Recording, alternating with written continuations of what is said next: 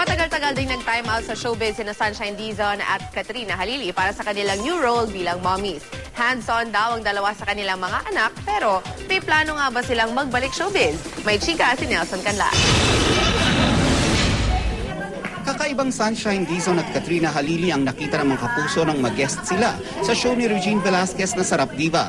Kung dati naglalaban sa paseksihan, aminado ang dalawa na nadagdagan ang kanilang timbang mula nang maging mommies. Pero kahit pa raw hindi na pang sexy magazine ang kanilang figure sa ngayon, ibang klaseng kagandahan daw ang kanilang na-discover nang i-give up nila ang kanilang mga career para sa kanilang mga anak.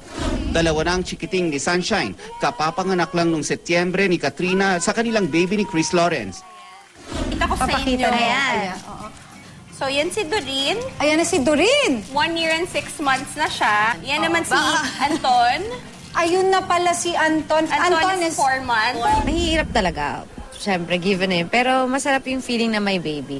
Saya, masaya sa bahay. Hands-on moms daw ang dalawa at kakaibang tuwa raw ang kanilang nararamdaman tuwing kasama nila ang kanilang babies. Ikinuwento pa ni Kat ang kanyang experience habang nagbe-breastfeed para sa kanyang baby Katie. Full breastfeed ako hanggang madaling araw.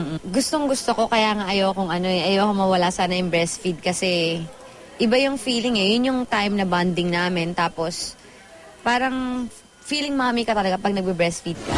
Malapit na raw magbalik showbiz si Sunshine at Katrina pero sa ngayon mas gusto muna nilang i-enjoy ang kanilang oras kasama ang kanilang babies.